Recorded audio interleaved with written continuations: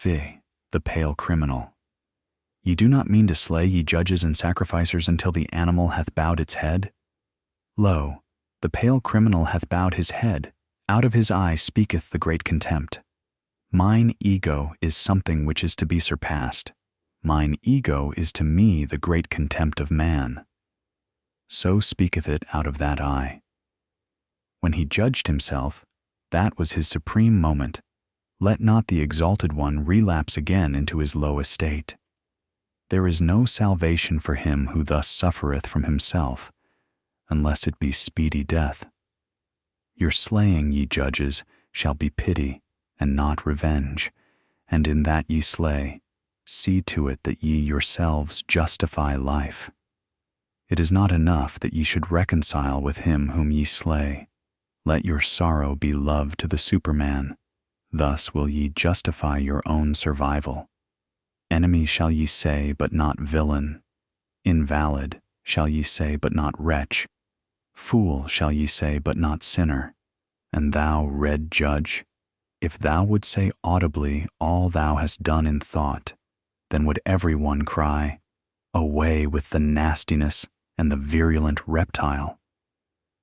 But one thing is the thought, another thing is the deed, and another thing is the idea of the deed. The wheel of causality doth not roll between them. An idea made this pale man pale. Adequate was he for his deed when he did it, but the idea of it he could not endure when it was done. Evermore did he now see himself as the doer of one deed. Madness, I call this. The exception reversed itself to the rule in him. The streak of chalk bewitcheth the hen. The stroke he struck bewitched his weak reason. Madness after the deed, I call this. Hearken, ye judges. There is another madness besides, and it is before the deed. Ah, ye have not gone deep enough into this soul. Thus speaketh the red judge. Why did this criminal commit murder? He meant to rob. I tell you, however, that his soul wanted blood, not booty. He thirsted for the happiness of the knife. But his weak reason understood not this madness, and it persuaded him. What matter about blood? It said. Wishest thou not, at least, to make booty thereby, or take revenge? And he hearkened unto his weak reason. Like lead lay its words upon him. Thereupon he robbed when he murdered. He did not mean to be ashamed of his madness.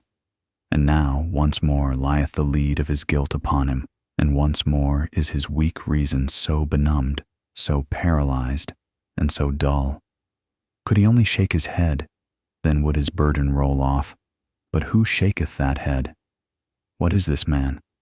A mass of diseases that reach out into the world through the spirit. There they want to get their prey. What is this man? A coil of wild serpents that are seldom at peace among themselves. So they go forth apart and seek prey in the world. Look at that poor body. What it suffered and craved, the poor soul interpreted to itself. It interpreted it as murderous desire and eagerness for the happiness of the knife. Him who now turneth sick, the evil overtaketh which is now the evil. He seeketh to cause pain with that which causeth him pain. But there have been other ages, and another evil and good. Once was doubt evil, and the will to self. Then the invalid became a heretic or sorcerer. As heretic or sorcerer he suffered, and sought to cause suffering. But this will not enter your ears. It hurteth your good people, ye tell me. But what doth it matter to me about your good people? Many things in your good people cause me disgust, and verily, not their evil. I would that they had a madness by which they succumbed, like this pale criminal. Verily, I would that their madness were called truth, or fidelity, or justice, but they have their virtue in order to live long and in wretched self-complacency. I am a railing alongside the torrent. Whoever is able to grasp me may grasp me. Your crutch, however, I am not. Thus spake Zarathustra.